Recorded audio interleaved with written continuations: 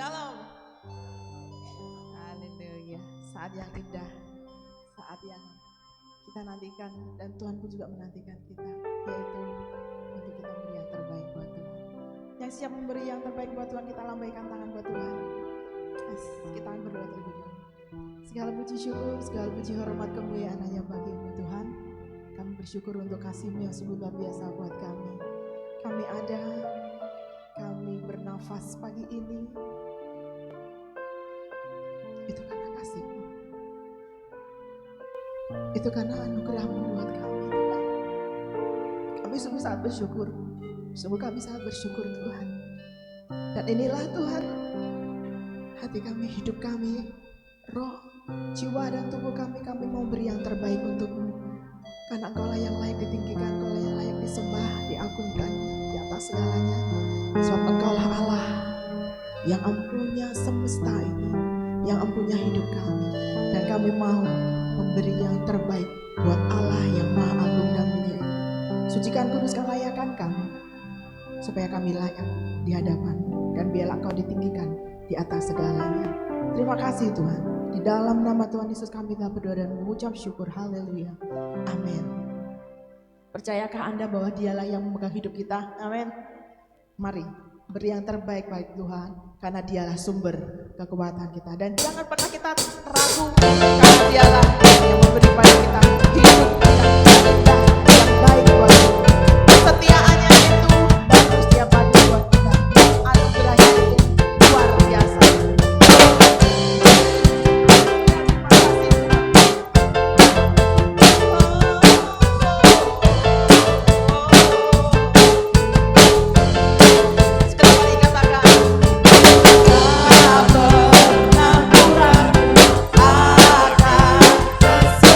kesetiaanmu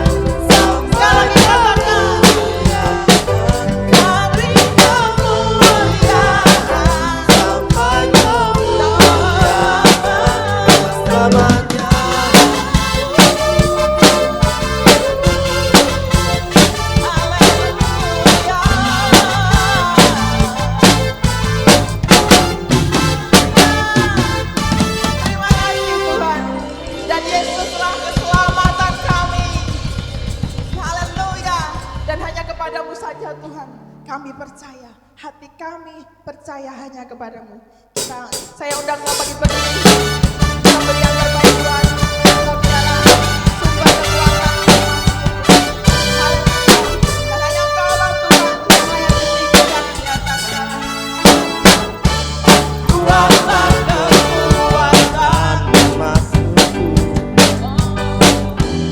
ya gunung batu dan keselamatanku.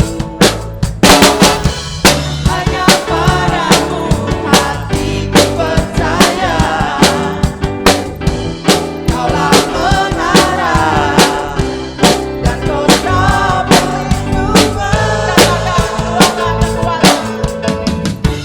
Tuhanlah kekuatan emasku, ya gunung batu dan keselamatanku.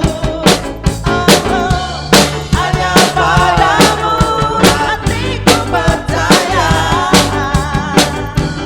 Kaulah menara dan kota perlindungan. Ku mau selalu bersyukur, sebab Tuhan kepadaku takkan pernah berubah. Hatiku percaya, walau bumi bergoncang, gunung-gunung berancang, namun kasih setiamu tak pergi dariku.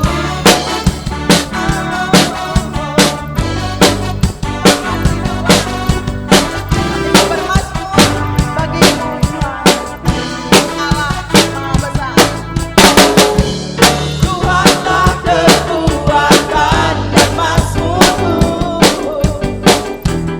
ya gunung batu dan keselamatanku. Hanya padamu hatiku percaya, Kaulah menara dan kota perlindungan. Ku mau selalu bersyukur, sebab cintamu padaku takkan pernah berubah.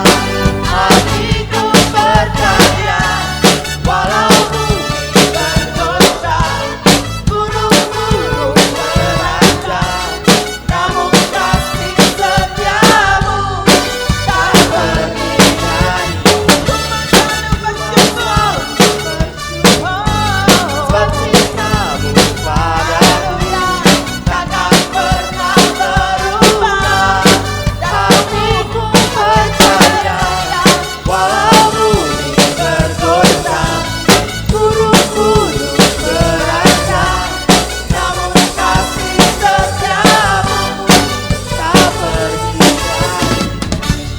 Ku mau selalu bersyukur, sebab cintamu padaku takkan pernah berubah. Hatiku percaya, walau bumi bergoncang, gunung-gunung berancang, namun kasih setiamu tak pergi dariku. Bersyukur dan lambaikan tangan buat kita. Dalam kita. Sebab cintamu padaku takkan pernah berubah. Hatiku percaya, walau bumi bergoncang, gunung-gunung berancang, namun kasih setiamu tak pergi dariku. Ku mau selalu bersyukur, sebab cintamu padaku takkan pernah berubah. Hatiku percaya, walau bumi bergoncang,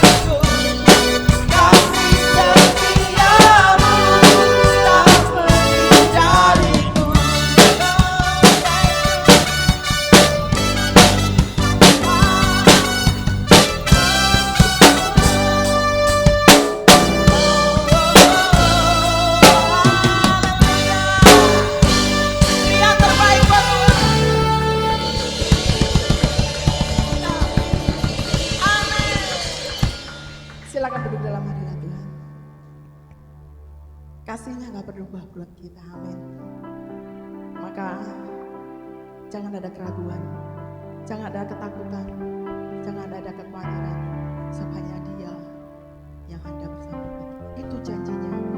Apapun keadaan yang kita alami, Dia selalu bersama dengan kita. Immanuel, Dia sertai kita.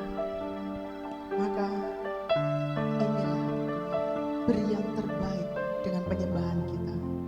Buka hatimu lebih lagi untuk menyembah Dia, mengagungkan Dia. Yesus, Yesus. Terima kasih Tuhan untuk kasih setia.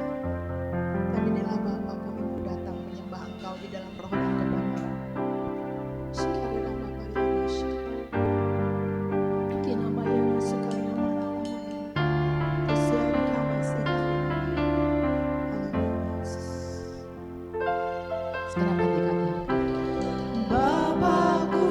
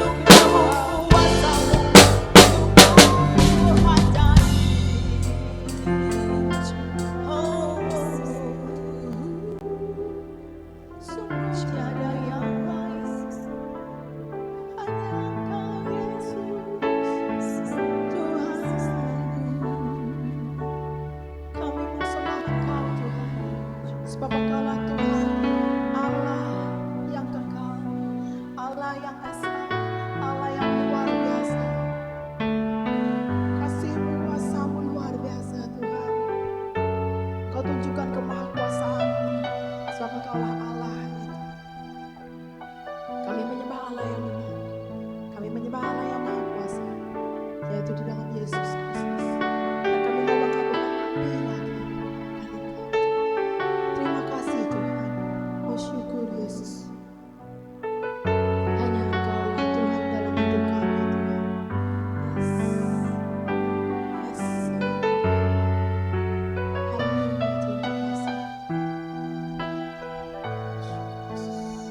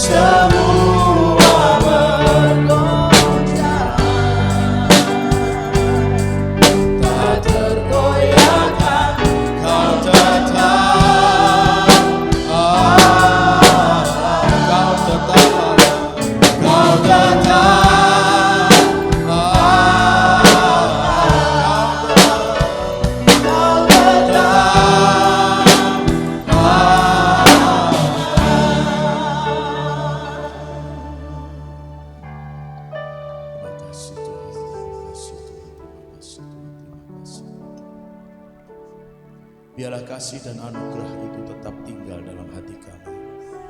Biar kemurahan itu tetap ada melingkupi setiap kami.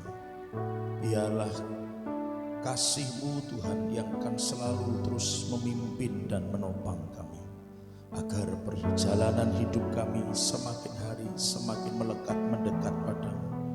Perjalanan hidup kami semakin hari semakin kuat dan kokoh di dalam Engkau. Perjalanan hidup kami semakin hari semakin memuliakan, menyenangkan hati-Mu Tuhan.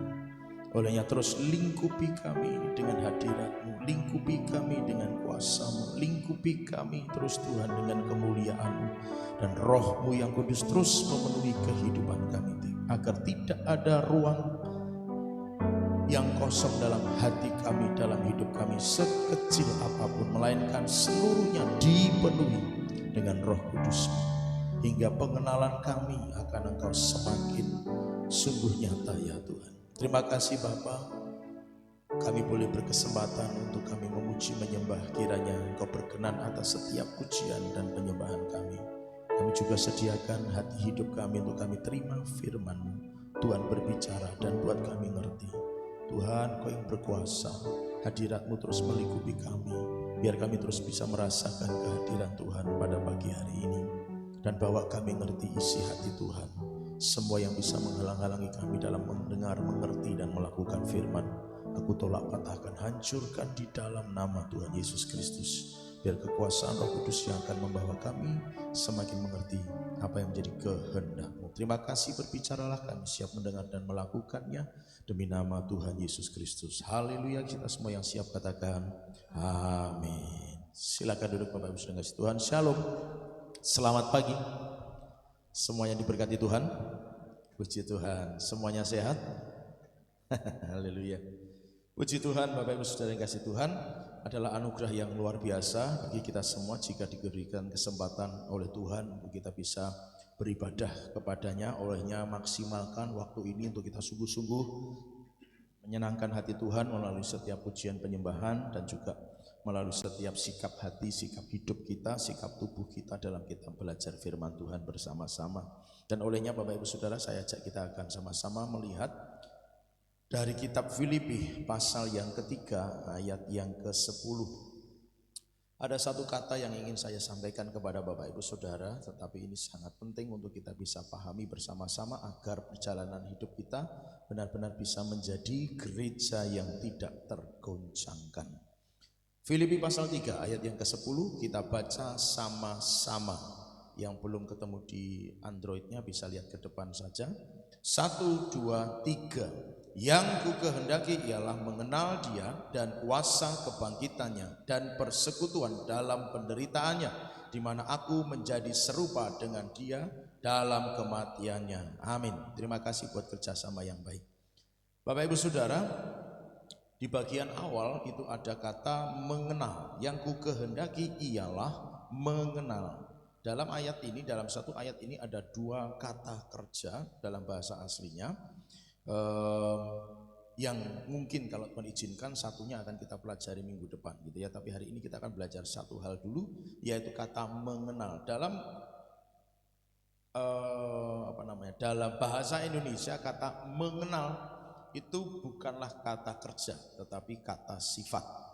Ya, kata mengenal. Tapi sesungguhnya kalau kita belajar dari kitab aslinya bahasa Yunani, kata mengenal itu adalah kata kerja. Nah, mengapa kemudian itu kata kerja?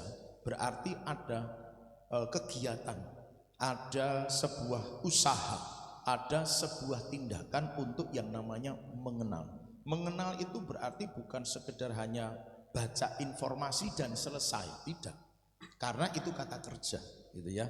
Jadi ada sebuah kegiatan untuk mengenal, nanti kita juga akan belajar ke sana.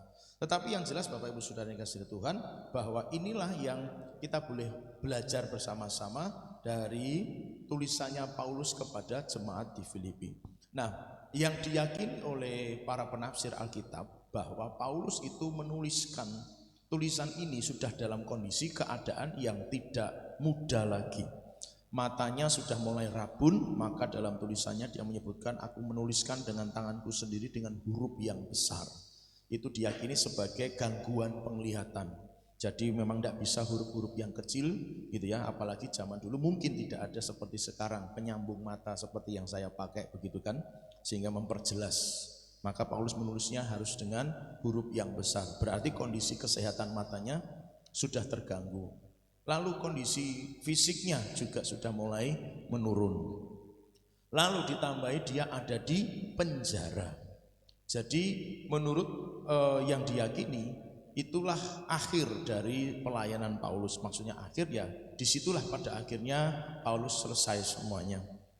Dalam kondisi yang sudah tidak muda lagi gitu ya. Lalu kondisi penglihatan yang juga sudah tidak jelas lagi. Lalu kondisi di mana dia dipenjara karena Injil. Ya itulah yang kira-kira kita bisa bayangkan Paulus menulis surat seperti ini Bapak Ibu Saudara. Jadi dalam kondisi dia sebenarnya butuh, mungkin bahasanya adalah butuh pertolongan orang lain gitu ya. Dia butuh bantuan orang lain karena dia ada di penjara, fisiknya juga sudah mulai lemah, penglihatannya juga sudah mulai tidak jelas. Dia butuh bantuan orang lain. Tapi dalam kondisi yang seperti itu dia masih bisa menguatkan jemaat-jemaat yang pernah dia kunjungi atau jemaat-jemaat yang pernah dia gembalakan. Nah Bapak Ibu Saudara, dalam situasi dan kondisi itu dia menuliskan yang ku kehendaki adalah mengenal. Loh, Paulus itu pelayanannya berapa lama? Cukup lama Bapak Ibu Saudara. Kalau saya nggak sempat lihat yang di Alkitab manual kertas ini, apakah ada peta perjalanan Paulus di bagian belakang? Oh, sepertinya masih ada. Bapak Ibu Saudara yang masih punya Alkitab manual, cek apa lihat bagian belakang. Bapak Ibu Saudara bisa lihat perjalanan Paulus pelayanan, itu kan ada gambarnya itu. Itu jauh lebih luas, jauh lebih panjang, jauh lebih lama dibandingkan dengan rasul-rasul yang pernah ketemu mata dengan Yesus.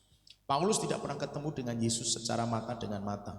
Paulus tidak pernah lihat wajah Yesus. Paulus tidak pernah makan bareng dengan Yesus. Paulus tidak pernah tidur bareng dengan Yesus. Paulus tidak pernah seperahu dengan Paulus. Tapi dia pernah mengalami perjumpaan dengan Tuhan walau hanya dengan lewat cahaya. Tapi itu membuat Paulus sebegitu semangatnya memberitakan Injil. Jadi jam terbang, kalau saya boleh pakai istilah itu, jam terbang Paulus dalam pelayanan pemberitaan Injil jauh lebih banyak, jauh lebih lama dibandingkan dengan rasul-rasul yang lain. Sehingga menjadi sedikit menarik untuk kita bisa pelajari bersama mengapa Paulus kerinduannya ingin mengenal. Bukankah pelayanannya sudah begitu rupa? Dipakai Tuhan sebegitu rupa. Satu-satunya yang pernah dicatat oleh Alkitab, rasul kegigit ular dan gak mati ya cuma Paulus. Yang lainnya gak pernah ditulis, kalaupun mungkin mengalami gitu ya. Tapi yang ditulis Paulus. Dia mengalami peristiwa-peristiwa supranatural yang dahsyat. Tapi kerinduannya hanya mengenal dia. Kenapa gak ingin yang lain gitu maksudnya? Kenapa nggak kepingin yang lain? Kok kepinginannya cuma mengenal dia? Apakah nggak cukup waktu sebanyak itu, pelayanan sebanyak itu untuk mengenal dia? Pengalaman-pengalaman supranatural bersama dengan Tuhan, apa nggak cukup? Satu-satunya rasul yang pernah nulis katakan aku pernah melihat dan naik ke surga tingkat 3. Itu cuma Paulus. Artinya pengalaman supranaturalnya sudah lebih hebat kalau saya boleh pakai kata itu dibandingkan dengan rasul yang lain. Pengalaman spiritualnya jauh lebih dalam, lebih tajam dibandingkan dengan rasul yang lain. Apakah kurang sebanyak itu untuk mengenal dia? Sehingga kesimpulan dalam ayat ini dia berkata, yang ku kehendaki adalah mengenal dia. Bapak Ibu Saudara yang dikasihi Tuhan, ternyata itulah justru yang menarik untuk kita bisa pahami dan pelajari bersama. Mari kita bahas satu persatu. Yang pertama Bapak Ibu Saudara, tadi sudah saya katakan bahwa Paulus dalam keadaan yang sudah seperti itu kondisinya, usia tidak muda, kekuatan tidak lagi sekuat pada waktu usia masih muda, lalu gangguan penglihatan, itu sudah dialami Paulus dan kondisi terpenjara secara fisik karena pemberitaan Injil. Tapi dia masih punya kerinduan untuk mengenal dia. Kata mengenal dalam bahasa aslinya itu dipakai kata kerja bentuk tegas. Ada kata kerja bentuk biasa, ada kata kerja bentuk tegas. Bentuk tegas itu artinya bahwa ini tenanan gitu. Ini sungguh-sungguh, aku pengen mengenal itu sungguh-sungguh, tegas banget, tegas sekali. Aku mau mengenal dia, mengenal dengan sungguh-sungguh. Itu yang dipakai kata kerjanya dalam bahasa asing. Artinya Bapak Ibu Saudara, Paulus itu dalam usia kondisi kesehatan yang seperti itu masih punya gairah yang besar untuk pengen mengenal Tuhan. Punya semangat yang tinggi untuk mengenal Tuhan. Luar biasa sekali. Saya tidak tahu hari ini Bapak Ibu Saudara berusia berapa. Tapi saya berharap semangatnya masih luar biasa. Katakan amin. Untuk mengenal Tuhan. Karena Paulus aja yang kayak gitu masih punya kesungguhan yang besar. Lalu Bapak Ibu Saudara, kata mengenal dalam bahasa aslinya itu artinya bahwa dia aktif. Aktif itu begini, bahwa si subjek Paulus itu benar-benar pengen ngalami sendiri. Mari saya ajak Bapak Ibu Saudara melihat di Ayub pasal 42 ayat yang kelima. Ini hanya perbandingan saja. Ayub 42 ayat yang kelima. Hanya dari kata orang saja aku mendengar tentang engkau, tetapi sekarang mataku sendiri memandang engkau. Hanya dari kata orang. Ayub itu pengalaman spiritualnya pada masa hidupnya itu hanya karena kata orang sebenarnya. Tapi dari kata orang saja Ayub sudah begitu saleh, jujur, takut akan Tuhan. Itu baru dari kata orang. Dia belum pernah punya pengalaman pribadi. Setelah melewati proses yang cukup berat menurut saya dan panjang, karena kematian anak-anaknya dan harta bendanya habis selesai dalam waktu 1 hari. Kemudian di waktu berikutnya dia Tuhan izinkan sakit sampai begitu rupa. Pasal 42 itu adalah bagian akhir. Jadi kalau Bapak Ibu Saudara baca dari setelah pasal 2 sampai 42 itu adalah kondisi di mana Ayub masih dalam keadaan sakit. Baru setelah pasal 42 ini Bapak Ibu Saudara nanti lihat Ayub baru dipulihkan. Berapa lama itu? Enggak tahu. Tapi yang jelas itu panjang lah begitu. Tapi semuanya itu baru dari kata orang. Nah, beda dengan Paulus. Bisa ditayangkan kembali Filipi pasal 3. Paulus itu punya kerinduannya kerinduannya untuk mengenal Tuhan bukan dari kata orang. Dia pengen benar-benar mengenal secara pribadi, pengen mengenal bukan dari kata orang. Bapak Ibu Saudara bisa enggak belajar dari orang, mengenal seseorang dari orang lain? Bisa. Tetapi lengkap? Enggak lengkap. Bahkan kalau misal maaf bicara ketemu dengan orang yang maaf bicara ya agak tidak suka, informasinya bisa beda, gitu ya. Saudara mendengar orang tentang saya dari orang yang enggak suka dengan saya dibandingkan dengan saudara mendengar orang cerita tentang saya dari orang yang suka dengan saya, pasti akan ada 2 versi. Tapi setidaknya bisa dah. Yang namanya mengetahui tentang seseorang bisa enggak dari orang lain? Bisa. Tapi Paulus enggak mau yang dari orang. Enggak mau. Aku kepingin sendiri. Kata kerjanya bentuk aktif, itu artinya seperti itu. Aku pengen mengenal dia secara pribadi. Ibarat kata aku pengen ketemu dengan dia secara langsung. Misalnya saya pakai istilah itu. Jadi secara pribadi enggak mau hanya dari kata orang. Saudara ngerti Pak Jokowi, semua tahu informasinya, tapi pasti dari kata orang. Karena saya belum yakin Bapak Ibu Saudara ada yang sudah pernah ketemu dan kemudian bisa sharing, cerita, ngobrol, ngopi bareng gitu, belum ada. Gitu kan Saudara. Tapi kita setidaknya sudah dapat informasi tentang siapa beliau. Tapi dari kata orang. Nah, Paulus tidak mau yang kayak begitu. Artinya apa? Semangatnya luar biasa. Gairahnya luar biasa. Saya ajak Bapak Ibu Saudara untuk kita hari ini ngerti bahwa kita yuk sama-sama pengen belajar mengenal dia lebih dalam. Katakan sama-sama mengenal Tuhan lebih dalam. Amin. Mengenal dia lebih lagi. Secara pribadi, bukan dari kata orang. Jadi saudara, kalau kita kagum dengan kesaksian orang, itu baik. Tapi kalau untuk mengenal dia hanya berdasarkan kesaksian orang, jangan. Oh Tuhan luar biasa ya. Oh Tuhan dahsyat ya. Oh Tuhan ajaib ya. Oh Tuhan Yesus itu layak untuk dipuji dan ditinggikan. Tapi hanya dari kata orang. Coba punya kesaksian sendiri, pengalaman sendiri, mengalami sendiri. Itu jauh lebih membuat kita bisa mengenal Dia lebih dalam. Olehnya Bapak Ibu Saudara, yuk sama-sama miliki gairah yang besar. Tidak peduli usia, tidak peduli kondisi kesehatan. Saya berulang kali menyampaikan itu. Jangan dipengaruhi oleh karena faktor fisik kita. Baik itu secara usia, secara keterbatasan kemampuan sensorik, motorik, saraf-saraf kita enggak terganggu dengan itu. Gairah kita untuk pengen mengenal Dia harus semakin besar, semakin besar, semakin besar. Katakan kepada kanan kiri, harus semakin besar. Amin. Gairah kita untuk mengenal Dia harus semakin tinggi, Bapak Ibu Saudara.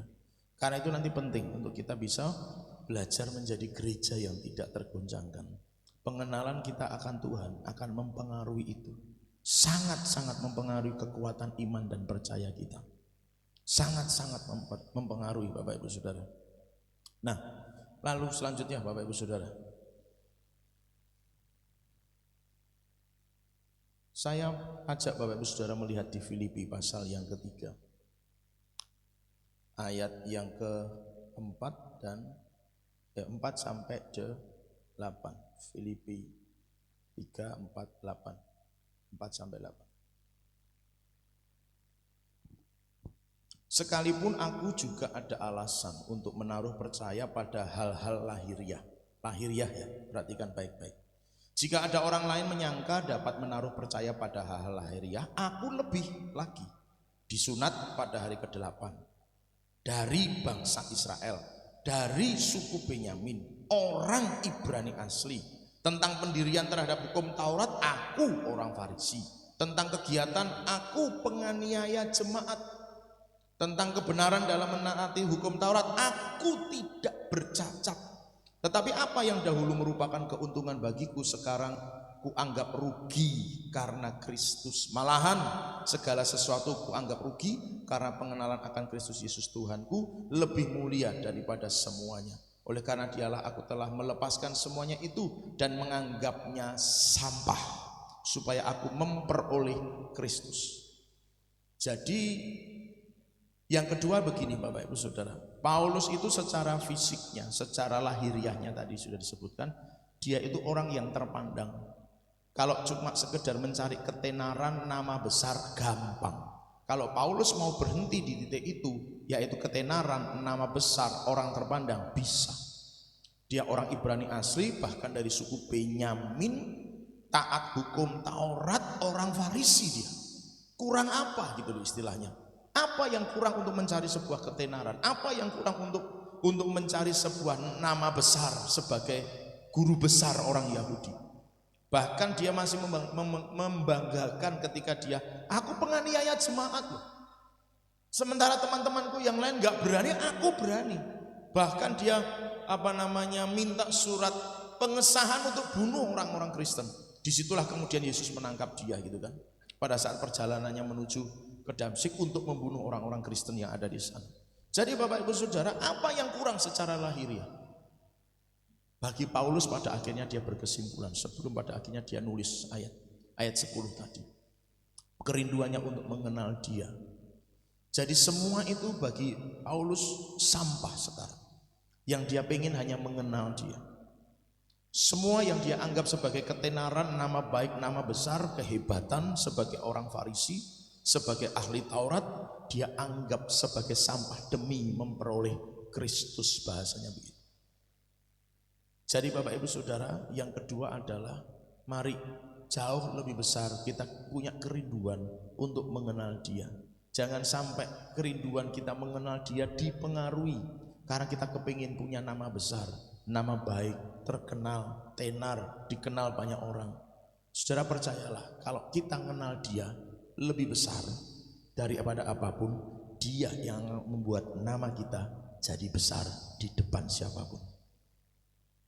Saya ulang, kalau kita punya kerinduan mengenal Dia lebih besar daripada apapun, Dia, Yesus, yang akan membuat kita punya nama besar di depan siapapun.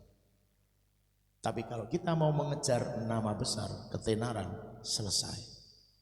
Kita nggak akan mungkin bisa mengenal dia lagi. Karena yang kita kejar bukan pengenalan akan dia, melainkan kebesaran nama. Jadi Bapak Ibu Saudara yang dikasihi Tuhan, dari sini kita belajar bahwa Paulus itu tidak menganggap lagi semuanya itu. Aku bisa bangga dengan itu semua. Aku orang Ibrani dan seterusnya. Aku bangga, aku bisa bangga dengan semua itu. Apa yang kurang lagi dari diriku? Aku bahkan lebih hebat daripada yang lain. Karena aku orang Ibrani asli, aku suku Benyamin dan seterusnya. Soal taat melakukan hukum Taurat, aku tidak bercacat. Jadi secara kehebatan dia hebat dibandingkan dengan teman-temannya yang lain. Tapi semuanya itu dianggap sebagai sampah oleh Paulus. Gak ada gunanya. Mau kejar apa sih? Bisa enggak sih orang hari ini kejar sukses? Bisa. Jadi orang hebat? Bisa. Tapi begitu dia sampai di titik itu, dia akan kehilangan yang namanya pengenalan akan Tuhan. Kehilangan pengenalan akan Tuhan. Di titik itu, dia bisa terima apa yang dia dambakan, apa yang dia kejar. Sebuah cita-cita, sebuah prestasi dunia, bisa enggak? Bisa.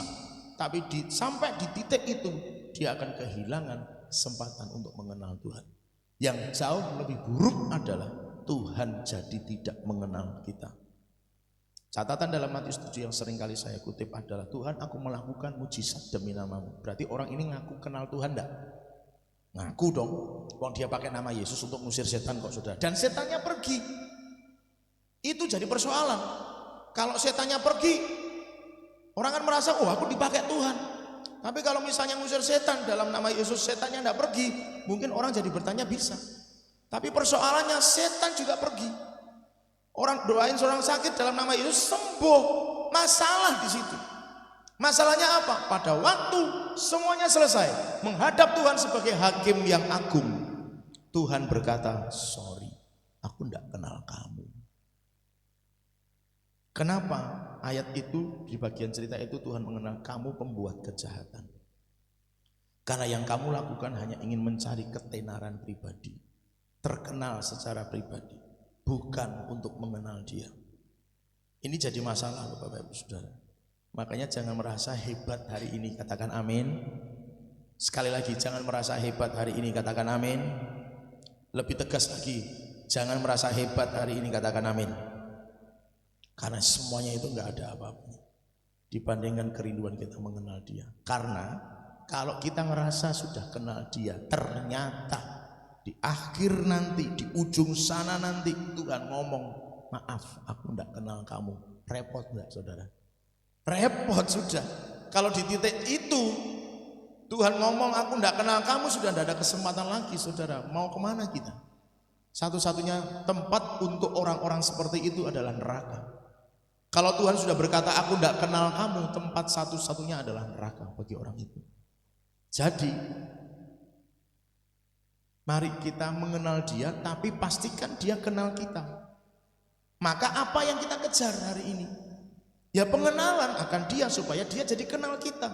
Tapi kalau yang kita kejar mungkin seperti latar belakangnya Paulus, ketenaran nama besar dan seterusnya, karir dan sebagainya. Enggak salah, maaf, saya tidak mengatakan semuanya itu dosa dan salah. Tidak salah ingin membangun prestasi, pengen punya nama besar, tidak salah. Tapi yang salah adalah itu yang jadi pusatnya. Orang hanya berusaha sedemikian rupa hanya supaya bisa jadi kaya, bisa beli mobil mewah, bisa punya rumah yang bagus, itu jadi obsesinya. Punya nama besar, prestasinya luar biasa, itu yang jadi obsesinya, jadi salah.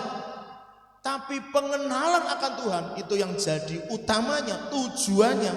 Ini nanti akan ikut saudara, include di situ. Beli satu dapat dua, gitu loh saudara. Kenal dia, nama besarnya ikut. Kenal dia, prestasi ikut. Kenal dia, apapun yang kita cita-citakan jadi. Katakan amin. Tapi kuncinya di sini, mengenal dia. Baru semuanya akan ikut ditarik. Tapi kalau kemudian obsesinya cuma di sini, kesananya nggak mungkin terjadi. Apa yang hari ini sedang kita rencanakan untuk hidup kita di masa yang akan datang? Apa yang kita rencanakan untuk keluarga kita? Apa yang kita rencanakan untuk anak-anak kita bagi yang sudah memilikinya? Apa yang kita rencanakan untuk pasangan kita bagi yang sudah memilikinya? Apa yang kita rencanakan untuk jodoh bagi yang memang sudah mungkin mencari jodoh? Apa yang kita rencanakan dengan semuanya itu? Untuk apa kita mencari semuanya itu? Untuk apa kita membangun semuanya itu? Sekali lagi tidak salah. Itu memang kodrat manusia. Berprestasi, berpasangan, berketurunan. Itu kodrat manusia. Tidak salah. Tapi apa yang menjadi tujuan kita membangun semuanya itu? Mencari pasangan, menikah, punya anak, disekolahin di mana? Untuk apa semuanya itu dibangun? Supaya kita mendekat pada dia, mengenal dia, atau hanya berhenti di sini? Supaya orang lihat aku bangga, supaya orang lihat aku jadi memuji. Kenapa? Aku punya anak-anak yang baik, punya prestasi yang hebat, sekolahnya di tempat yang favorit. Kalau cuma berhenti sampai di sini, tercapai enggak keinginannya? Tercapai. Esau itu sudah kehilangan hak kesulungan. Tapi Alkitab nulis jelas bahwa kalau engkau berusaha sungguh-sungguh, kutuk itu bisa dicabut. Bisa dia jadi diberkati dalam tanda kutip, tapi bukan hak kesulungan. Tangkap itu dengan jelas. Hak kesulungan beda. Yang di blessing yang diterima Ishak bukan blessing yang diterima Esau. Jadi orang kejar ini bisa enggak? Bisa. Mau jadi orang kaya bisa? Bisa. Tapi Allah akhirnya tidak mengenal dia. Karena bukan blessing, hak kesulungan yang dia kejar, melainkan berkat yang biasa. Esau tetap ada berkatnya, walau beda. Jadi kadang-kadang orang Kristen agak sedikit salah di situ. Loh Pak, saya bahasa itu sangat setuju sebenarnya bahwa kita harus jadi berkat dalam segala apapun. Coba bayangkan kalau ada warga Kristen yang anaknya di penjara begitu kan misalnya. Jadi kesaksian enggak? Ya enggak jadi kesaksian juga gitu ya. Tetapi bukan berarti kemudian itu yang menjadi tujuan utamanya. Membangun itu hanya berhenti sampai di situ. Enggak. Kita membawa semuanya itu hanya sebagai salah satu sarana, atau bahkan itu sesuatu yang diinkludkan saat kita mengejar untuk mengenal Tuhan. Jadi Bapak Ibu Saudara mulai belajar. Memang tidak mudah ya, bahwa menganggap semuanya itu sampah. Itu susah. Susahnya tuh gini loh. Ini keringatku dan darahku yang aku usahakan sejak masa mudaku. Cita-citaku gitu kan. Kerinduanku sejak dari aku kecil. Aku pengen jadi seperti ini. Aku pengen jadi seperti ini. Makanya ketika itu sudah mulai dicapai dan tinggal sedikit lagi goal semuanya, orang tidak akan mudah melepas itu. Karena orang mengejar Yesus pasti ada konsekuensi terhadap apa yang dia kejar di bumi ini. Tapi Bapak Ibu Saudara, saya berharap kita mengerti hari ini. Roh Kudus bantu kami untuk memahami firman, mengerti firman. Saudaraku ini kasih itu Tuhan, bahwa mengenal dia itu jauh. Karena di dalam itu, di dalam dia, include saudara, masuk semuanya. Katakan amin. Katakan amin. Jadi saudara yang hari ini sedang mengejar prestasi, kenal Yesus, prestasimu akan dibawa oleh Tuhan. Katakan amin. Hari ini saudara yang sedang mengejar karir, kenal Yesus, karirmu akan dibawa oleh Tuhan. Hari ini yang sedang cari jodoh, kenali Yesus, jodohmu akan disiapin oleh Tuhan. Hari ini yang sedang ingin membangun sebuah keluarga rumah tangga, kenali Yesus, maka keluarga rumah tangga yang akan kau bangun akan dibawa oleh Tuhan. Hari ini yang sudah punya anak dan merindukan prestasi mereka, kenali Yesus lebih lagi, maka keluargamu, rumah tanggamu akan dibawa oleh Tuhan. Yang percaya katakan amin. Jadi kenali dia. Kenali dia. Dia akan bawa semua yang kita perlukan. Saudara, semuanya Ya, itu hanya pelengkap lah. Itu pelengkap saja, tapi utamanya kenal Yesus. Ngerti Yesus, apa yang Yesus mau buat hidup kita, itu paling utama dalam hidup kita. Yang ketiga, kata mengenal dalam bahasa Indonesia, dalam bahasa aslinya itu disebut mengetahui. Kata mengetahui itu dari kata mengetahui muncul kata pengetahuan. Dari kata pengetahuan kemudian muncullah ilmu untuk mengetahui itu. Ada pengetahuan tentang cara menghitung, maka kemudian dimunculkan ilmu cara menghitung, namanya matematika. Maka ketika orang pengen ngerti caranya berhitung, gimana saudara? Belajar ilmu pengetahuan matematika. Tuhan itu bisa dipelajari dalam pengertian yang tertentu ya. Bukan dipelajari seperti mata pelajaran, oh Tuhan itu A, B, C, D, enggak yang begitu. Tetapi Tuhan itu bisa dipelajari dalam pengertian yang sesungguhnya. Bahwa siapa Tuhan? Maunya Tuhan apa? Tuhan kalau kerja gimana? Tuhan kalau mau memberkati caranya gimana? Bisa kita pelajari dari Alkitab. Baca Alkitab kita setiap hari. Saudara akan belajar tentang Tuhan setiap hari, katakan amin.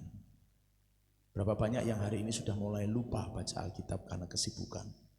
Enggak gampang loh saudara, bisa membuat kita rutin membaca Alkitab. Apalagi kalau udah komitmen sehari sekian pasal, itu enggak mudah. Karena iblis tahu itu akan membuat orang jadi kenal Tuhan. Nek orang sudah kenal Tuhan, imannya kuat, gereja jadi tidak tergoncangkan. Itu yang saya maksudkan, kenapa kita mesti mengenal Dia. Iblis akan gak suka banget melihat orang rajin baca Alkitab, rajin berdoa. Makanya dibuat diganggu sedemikian rupa supaya gak jadi baca Alkitab, gak jadi berdoa. Karena iblis tahu kalau dia orang Kristen kenal Tuhan Yesus dengan sungguh-sungguh, dia akan jadi orang Kristen yang radikal, yang kuat dalam iman dan percayanya, dan dia akan tidak mungkin bisa digoyahkan lagi. Maka dia akan menjadi senjata yang paling hebat yang akan dipakai Tuhan untuk membawa banyak orang diselamatkan. Dan itu iblis tidak suka. Dengar baik-baik.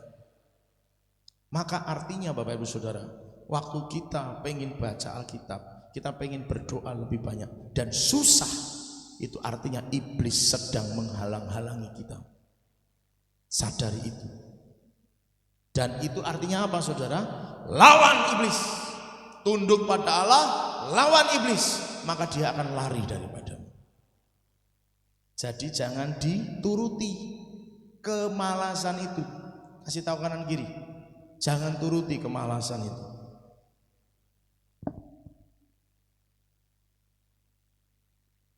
Maka harus belajar. Mengenal Dia harus belajar. Belajar, belajar, dan terus belajar. Supaya kita bisa mengenal Dia lebih dalam. Mengetahui tentang Dia lebih dalam. Bahasa mengetahui itu kalau dalam bahasa Indonesia memang kurang enak rasanya gitu ya, dibanding dengan mengenal. Mengetahui itu seolah-olah kayak Tuhan itu kayak apa gitu, diketahui gitu ya. Tapi memang bahasa aslinya mengetahui. Muncullah kata ilmu pengetahuan itulah, saudara, kata itu dalam bahasa asli. Bapak Ibu Saudara, ada sesuatu yang bisa kita pelajari untuk mendalami Tuhan itu kayak apa sih? Dari Alkitab. Baca Alkitab, kita belajar. Nah, konteks belajar Bapak Ibu Saudara, konteks murid belajar, guru belajar, harus juga kita pahami. Belajar itu, saya waktu kuliah saudara ya, dikasih buku materi pelajaran. Baca, bisa enggak? Bisa. Paham? Enggak. Apalagi kalau sudah pakai bahasa Inggris. Mau dipakai Google Translate juga enggak bisa paham saudara. Apalagi bahasa Inggris, bahasa Indonesia aja enggak mudeng. Karena hanya cuma baca, butuh guru yang menjelaskan. Saya ulang supaya saudara sedikit paham. Belajar itu baca tok cukup. Bisa belajar itu baca saja bisa. Tapi kalau cuma baca tok tanpa dijelaskan, kadang-kadang ada hal-hal yang enggak paham, enggak jelas. Butuh guru yang mengajari saya supaya saya bisa ngerti, oh ternyata begini maksudnya. Oh kalimat itu yang di buku itu halaman 15 itu paragraf yang ketiga itu artinya seperti itu. Oh maksudnya kayak begitu. Oh yang harus dikerjakan yang begini dan seterusnya dan sebagainya. Harus ada yang ngajari. Artinya Bapak Ibu Saudara, enggak bisa juga hanya sekedar baca Alkitab terus kita jadi ngerti dan kenal Tuhan. Enggak, butuh pertolongan. Yang paling utama adalah Tuhan sendiri, Roh Kudus di dalam Roh Kudusnya memberikan hikmat kepada kita untuk memahami dan mengerti. Ya. Meminta Roh Kudus untuk memimpin kita, mengarahkan kita ngerti yang kita baca. Walau tidak selalu disingkapkan sesuatu yang bahasa kerennya atau bahasa orang yang seringkali dipakai adalah remanya. Tidak selalu waktu baca Alkitab saudara dapat rema sesuatu. Tidak selalu, tapi selalulah minta diajari oleh Roh Kudus. Itu yang utama. Tetapi Tuhan juga pakai orang-orang yang sudah belajar lebih dulu tentang firman Tuhan, tentang Alkitab untuk ngajari kita, saudara. Itulah belajar. Belajar itu ada tekniknya, ada mekanismenya, ada sistemnya. Itu belajar. Nah kalau kekristenan kita cuma datang, duduk, denger, diam, dan pulang, maka itu artinya belum belajar secara maksimal. Belum belajar secara maksimal. Karena begini, pernahkah Bapak Ibu Saudara ketika membaca Alkitab menemukan sebuah pertanyaan dan kemudian itu dipertanyakan? Nah masalahnya mungkin kalau belum baca Alkitab juga nggak akan ada pertanyaan gitu kan. Pada saat saya belajar di sekolah, kalau saya sudah malas belajar, itu sudah nggak akan masuk di otak saya, apalagi nyantol di hati saya. Yang saya ingat paling sikap gurunya. Oh gurunya kalau ngajar itu galak, misalnya begitu. Oh gurunya kalau ngajar itu suaranya terlalu pelan, bikin ngantuk. Oh gurunya itu kalau ngajar kokean cengengesan, gitu kan saudara. Macam-macam. Yang nyantol cuma itunya, tapi pelajarannya sama sekali tidak ada yang nyampe. Kenapa? Sudah membentengi diri sendiri dulu. Sudah tidak suka dengan pelajarannya, ya sudah, apapun yang terjadi sudah tidak suka. Lebih-lebih kalau sudah tidak suka dengan gurunya, mau ngomong apa saja, mau ngantek muntuk, ya apa bahasanya, berbusa mulutnya ngajar, tetap nggak akan ada yang masuk. Karena sudah tidak suka dengan orangnya duluan. Itu mekanisme, cara, sistem dalam belajar perlu hal-hal yang dipahami. Kalau kita sebagai orang Kristen pengen mengenal Dia lebih dalam, lebih tajam, dan prinsip kita hanyalah, ya sudahlah, yang penting ke gereja setiap minggu, seminggu sekali, duduk, diam, dengar, pulang. Maka, maafkan saya harus berkata, kita mungkin tidak akan menjadi murid yang naik kelas. Bagaimana mungkin pada akhirnya Tuhan mengenal kita kalau kitanya sendiri tidak punya kerinduan untuk mengenal Dia. Belajar itu butuh pengorbanan. Kadang ada PR yang harus dikerjakan. Pada saat punya pengalaman suruh PR, kerjakan ini. Saudara, kemeng loh. Jari ini megang pulpen itu juga kemeng ternyata. Apalagi kalau suruh nulis yang banyak begitu ya. Guru kami itu enggak percaya dengan murid-muridnya. Tolong kerjakan ini, enggak boleh pakai ketikan komputer, harus tulis tangan. Sebanyak apapun tulis tangan, karena enggak percaya. Karena bisa saja copy paste kan saudara, ambil dari internet, comot, pasang di kertas, di print, selesai. Nah karena gurunya enggak percaya sama siswanya, ya itu tulis tangan semuanya. Kesel kan saudara. Apalagi murid sekarang ini berangkat pagi pulang sore, kayak orang kantor aja. Orang kantor masih digaji tiap bulan gitu kan, nah, murid malah bayar gitu kan tiap bulan.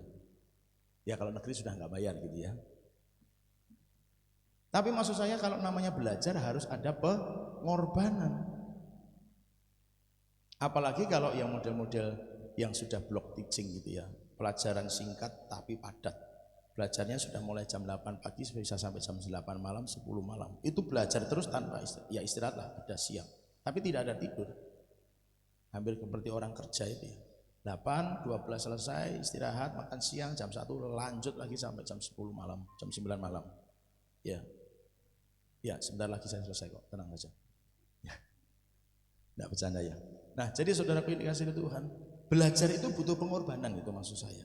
Lah kalau enggak ada semangat di awal tadi sudah kita pelajari, enggak ada gairah, ya waktu kita dituntut untuk punya harga, kalau kita dituntut untuk bayar harga yang lebih mahal istilahnya, untuk kita supaya bisa belajar tentang Tuhan, ya tidak akan pernah bisa mengalami Tuhan.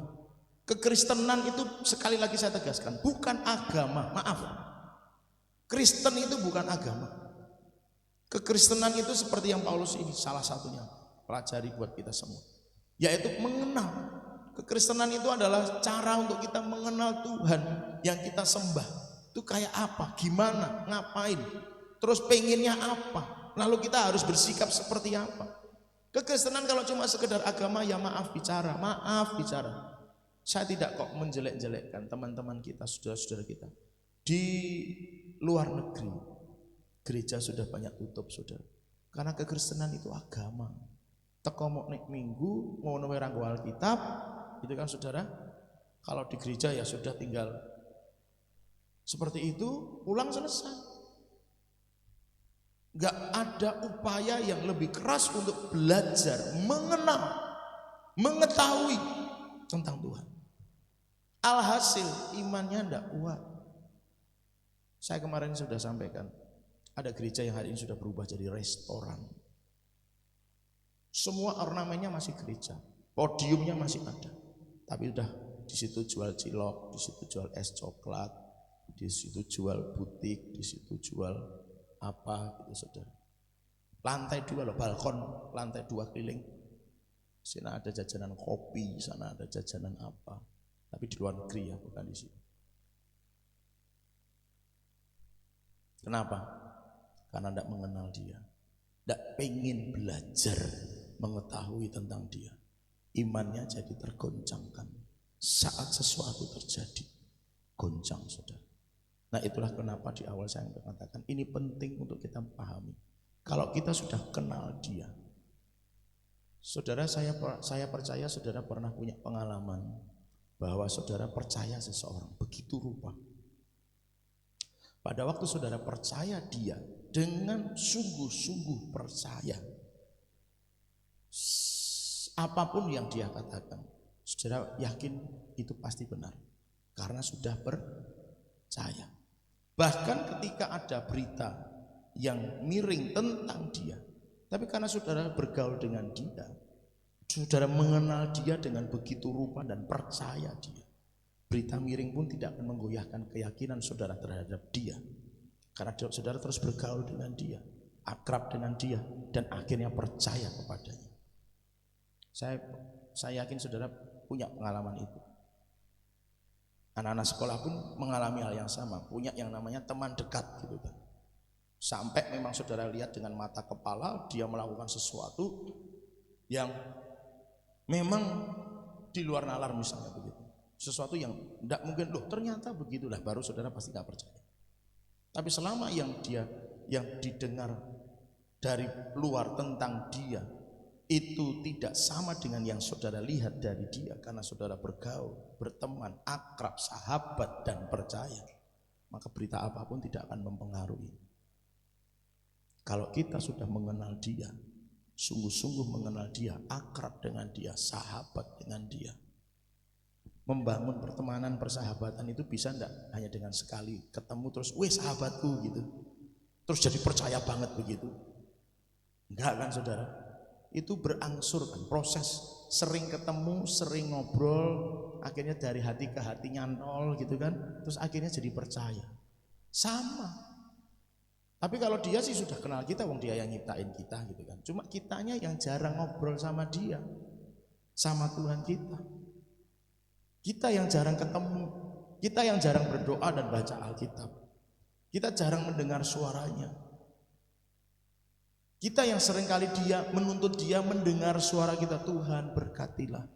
Hari ini aku mau lakukan ini. Tuhan, hari ini aku mau berangkat sekolah, berangkat kerja dan lain sebagainya. Tuhan berkatilah. Tuhan, biar Engkau menjadikan segala sesuatunya baik Tuhan hari ini. Tuhan, tolong Tuhan, besok cicilannya harus dibayar, hari ini belum ada duit. Tuhan kirim duit ya. Kita paksa dia dengar permintaan dan permohonan kita. Tapi kita jarang dengar dia bicara sama kita. Bahkan dalam sebuah persekutuan doa pribadi pun yang terjadi hanya kita menaikkan pujian penyembahan, setelah doa syafaat, amin, selesai kita pulang. Maksudnya sudah selesai. Pernahkah terfikir oleh kita waktu kita datang sama Tuhan secara pribadi, setelah penyembahan kita diam, gak ngomong apapun, gak minta apapun, dan berkata, Tuhan, sekarang Engkau waktunya bicara sama aku. Aku mau dengar Tuhan. Kita diam sampai Tuhan ngomong. Mungkin sih pernah, tapi terpaksa diam. Haleluya. Diam kita sudah. Mari angkat kedua tangan kita, terimalah berkat langsung kan. Terima berkat. Selesai. Mungkin terpaksa diam karena itu. Ngerti ya saudara yang maksudnya. Nah, jadi saudara, pernahkah kita memberi kesempatan kepada Tuhan kita, kekasih jiwa kita, untuk bicara sama kita? Walau memang tidak selalu Tuhan akan bicara lewat telinga jasmani kita secara audible. Tuhan bisa saja bicara lewat hati, perasaan, juga mungkin lewat pikiran, atau juga lewat mimpi, lewat Alkitab yang kita baca. Tuhan bicara, bisa aja sih. Tapi maksudnya ada momen memang secara khusus kita berikan kesempatan enggak buat Tuhan ngomong. Makanya kalau dalam doa saya itu enggak pernah doa formal saudara, kecuali dalam mimbar. Dalam ibadah-ibadah, pertemuan-pertemuan, doa saya formal. Tapi kalau doa pribadi saya ngomong, seperti saya ngomong sekarang kepada saudara, itu gaya bahasa saya ngomong sama Tuhan. Tuhan piye to Tuhan, aku ki bunuh mumet dasku. Letek gimana ya? Ngomong seadanya saya. Karena saya ingin Tuhan jadi teman saya. Saya tidak ingin menganggap Tuhan sebagai Tuhan yang benar-benar harus bagaimana begitu disikapi. Karena itu akan memperlebar jarak antara saya dengan Tuhan menurut saya. Saudara sih tidak harus seperti itu, tetapi setidaknya mari berikan kesempatan Tuhan juga ngomong gitu loh saudara. Nah, mendalami, mengenal dia butuh proses, butuh gairah, butuh bayar harga, butuh kerelaan, macam-macam. Karena harus belajar. Tidak bisa hanya dengan sekali tempo. Nah, kadang-kadang saya juga nuduh diri saya sendiri, dalam tanda kutip menuduh diri itu gimana. Kadang-kadang saya merasa bahwa anak-anak saya harus seperti ini. Sementara saya tidak belajar untuk memahami apa yang menjadi kesulitan-kesulitan mereka. Tidak bisa dipaksakan begitu gitu kan saudara. Kita pengennya jadi orang Kristen sekali ibadah, berdoa puasa, ikut doa puasa misalnya begitu, selesai berubah. Ndak iso saudara. Proses pelan-pelan, siji tambah siji loro itu ngendi iki lho carane gitu kan saudara. Nek wis iso tambah pengurangan, masuk perkalian, pembagian, masuk kuadrat, masuk sistem cara penghitungan yang lebih banyak lagi, yang lebih rumit lagi, yang lebih susah lagi. Pelajaran kelas 1 beda dengan pelajaran kelas 6, SD beda dengan SMP, SMP beda dengan SMA, beda lagi dengan kuliah dan seterusnya. Kuliah pun S1, S2, S3 beda lagi. Apalagi nanti kalau sudah profesor, beda lagi. Tingkat kesulitannya beda dan itu tidak bisa dilalui orang hanya dalam waktu 2-3 tahun. Mengenal Tuhan juga sama, walaupun tidak bisa diukur dengan cara yang persis sama dengan orang sekolah, harus selesai 20 tahun baru bisa mengenal Tuhan. Enggak juga. Ada hukum-hukum yang kita tidak bisa tetapkan dalam pikiran kita, karena kalau Tuhan beranugerah untuk diizinkan seseorang mengenal Tuhan langsung dalam sekejap mata seperti Paulus, ya itu kehendak Tuhan. Karena dalam 3 hari waktu dia buta, dia ngerti. Tapi waktu dia ngerti pun ayatnya masih bilang begini, yang ku kehendaki cuma mengenal dia, yang lain itu sudah tidak kepingin lagi. Saudaraku, saya berharap kita mengerti ini, bahwa yuk kita lebih lagi sungguh-sungguh mengenal dia, mengenal Tuhan kita. Olehnya Bapak Ibu Saudara yang dikasihi Tuhan, bawa seluruh hidup kita. Saya tidak bisa ngomong lebih banyak, karena itu bukan teori sebenarnya. Itu pengalaman, bukan teori. Artinya memang tidak bisa dibahasakan secara manusia. Apa yang saya sampaikan itu hanya kulit aja, supaya saudara kita semua punya kerinduan yang besar untuk mengenal dia, untuk memahami dia. Walau itu enggak mudah, saudara.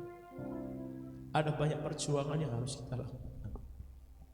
Tapi ayo sama-sama kita mengenal dia. Kalau kita sudah mengenal dia, kita pasti percaya dia. Kita enggak akan goyah lagi oleh apapun. Aku rindu mengenalmu, mengenalmu secara pribadi, bukan hanya ku kagumi semua karya dan ciptaanmu, tapi tiada ku kenal pribadi, semuanya sia-sia. Aku rindu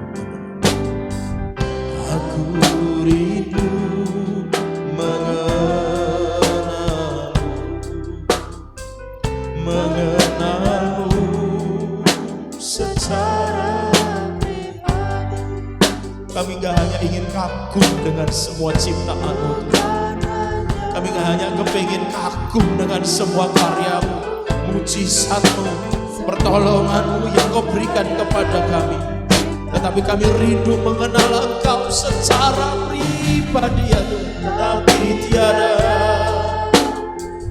ku kenal pribadi, semuanya sia-sia saja.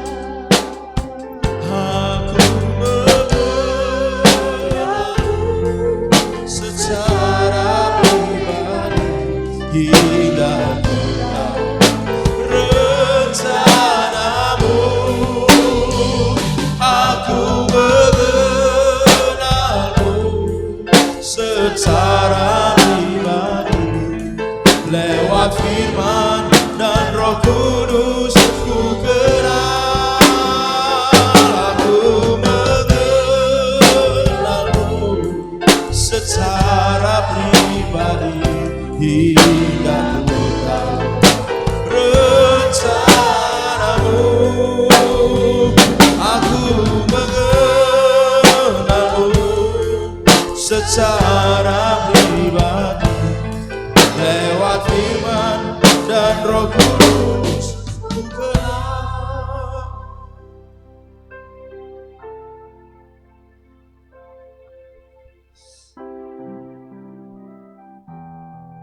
Tuhan menunjukkan kepada saya ada sebuah goncangan yang sangat besar.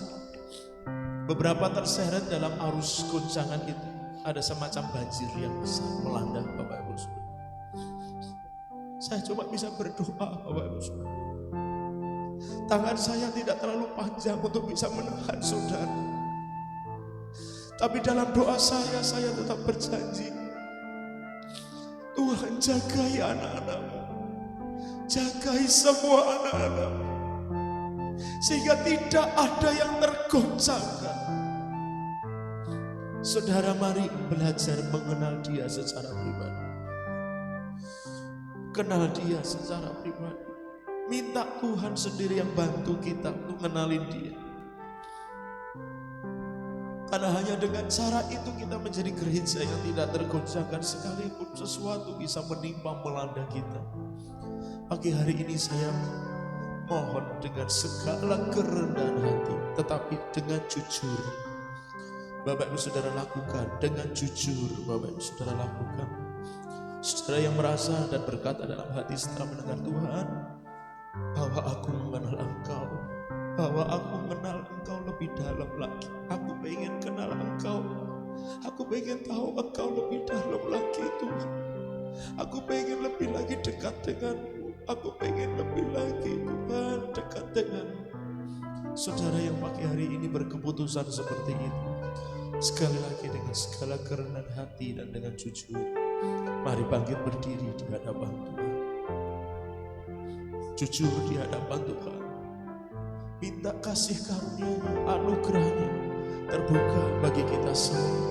Aku mengenalmu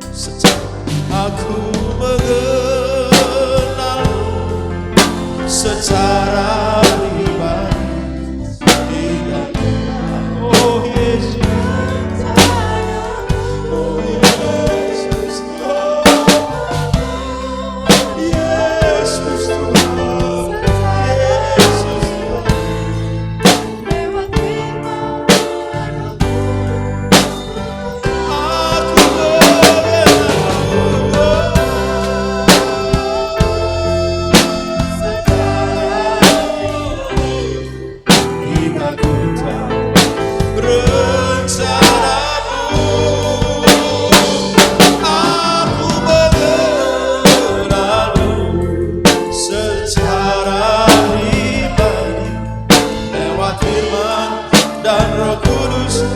hati, angkat suaramu, katakan dengan sungguh-sungguh kepada Tuhan, aku rindu mengenal-Mu Tuhan, jamah hatiku Tuhan, jamah hati kami ya Tuhan, buat kami haus dan lapar akan Engkau, rindu selalu mengalami Engkau Tuhan.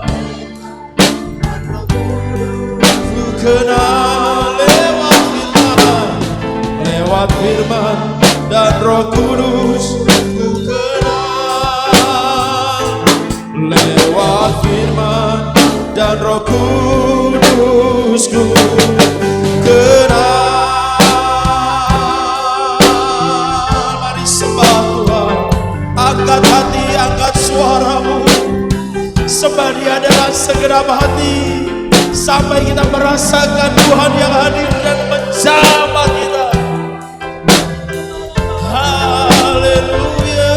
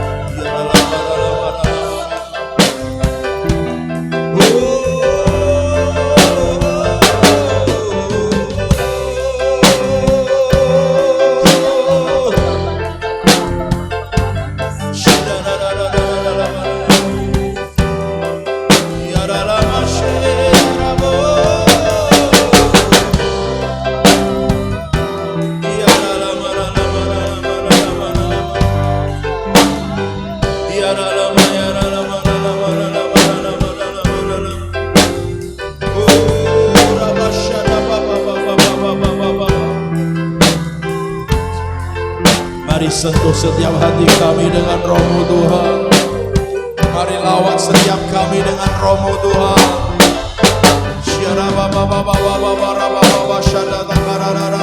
Buat kami merasakan kehadiran-Mu pagi hari ini. Buat kami merasakan dan mengalami perjumpaan dengan-Mu.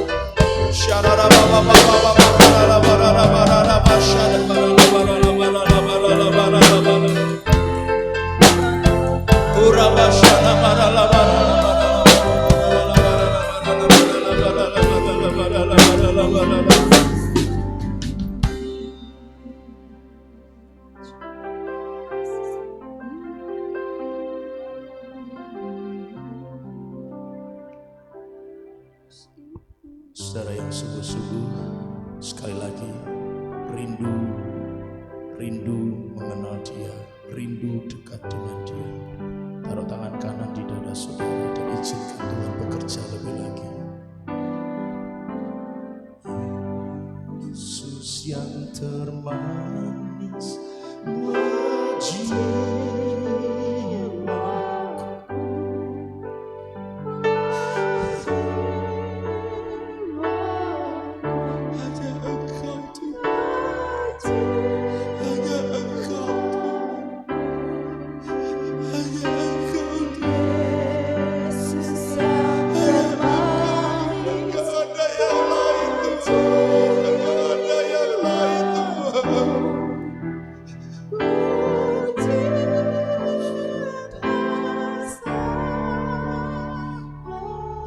Saya merasa harus berdoa, saudara. Mungkin tidak perlu tirukan, tapi saudara imani doa yang saya panjatkan. Tuhan, Engkau yang tahu isi hati kami. Hari ini kami terbuka di hadapan Tuhan. Jika Tuhan dapati di hati kami ada yang lain yang lebih besar daripada-Mu. Jika Tuhan lihat di hati kami ada yang lain yang bisa menggantikan-Mu. Tuhan, ampuni kami. Tuhan, ampuni kami. Kami gak mau ada yang lain lagi, Tuhan. Hanya Yesus. Hanya Yesus. Hanya Yesus di hati kami. Di hidup kami. Gak ada yang lain. Olehnya kalau Tuhan lihat ada, dan bahkan kami mungkin gak sadar itu ada, ambil Tuhan. Cabut Tuhan demi nama Yesus. Buang jauh Tuhan. Dan jangan biarkan ada yang lain lagi selain Engkau di hati kami. Di hati kami hanya ada nama Yesus saja. Hanya ada nama Yesus saja. Oleh sebab itu, lagi kami meminta Engkau, lagi kami mengundang Engkau masuk dalam hati kami, bertahta di hati kami, menguasai seluruh hidup kami, roh, jiwa, dan tubuh kami. Tuhan kuasai seutuhnya demi nama Tuhan Yesus Kristus, Yesus yang termanis. Yesus yang termanis buat jiwaku, buat jiwaku, buat jiwaku. Yesus yang termanis buat jiwaku. Ku cinta selamanya. Lebih sungguh mari katakan, Yesus yang termanis buat jiwaku, buat jiwaku, buat jiwaku. Yesus yang termanis buat jiwaku. Ku cinta selamanya. Mari katakan dengan sungguh-sungguh, Yesus yang termanis melalui setiap tangan, yang tertumpang di atas dada masing-masing hamba berdoa demi nama Tuhan Yesus. Maka kiranya anugerah yang terbesar dari surga, kemurahan yang terbesar dari surga, kasih karunia yang terbesar dari surga tercurah bagi setiap umatmu pagi hari ini demi nama Yesus. Sebab Tuhan, apa yang hamba lepas di bumi akan terlepas di surga. Maka sekarang hamba lepaskan kasih karunia, kemurahan, anugerah yang terbesar dari surga turun atas setiap umatmu ya Tuhan, yang menjadikan mereka memiliki kerinduan yang besar untuk mengenal Engkau. Segala yang menghalang-halangi mereka untuk dekat kepada Tuhan, aku hancurkan, aku singkirkan, cabut sampai ke akar-akarnya demi nama Yesus, dan aku lempar keluar ke tempat yang Tuhan sediakan. Hari ini tercurah atas kami semua gairah yang baru untuk mengenal Engkau, gairah yang besar untuk mengenal Engkau, sehingga kami akan menjadi lebih dekat kepada Tuhan, lebih melekat kepada Tuhan, dan berikan kepada kami hati yang besar untuk rindu mengenal Engkau ya Tuhan. Izinkan kami datang mendekat dan mengenali Engkau lebih dalam lagi ya Tuhan. Izinkan Tuhan, bahkan hamba minta kepadamu, tarik kami semua ke hadapan-Mu, tarik kami semua ke hadirat-Mu, agar kami dapat mengenal Engkau lebih dalam lagi ya Tuhan. Terjadilah bagi umat-Mu pada pagi hari ini, bahwa kami akan menjadi pribadi yang lebih lagi mengenal Engkau, sehingga apapun yang ada dalam dunia ini menjadi tidak berarti selain daripada Kristus saja. Karena kami tahu di dalam Engkau kami temukan segalanya. Jamah kami Tuhan, jamah kami Tuhan, jamah kami Tuhan, demi nama Yesus terjadi, tergenapi, termeterai mulai dari sekarang sampai selama-lamanya. Amin.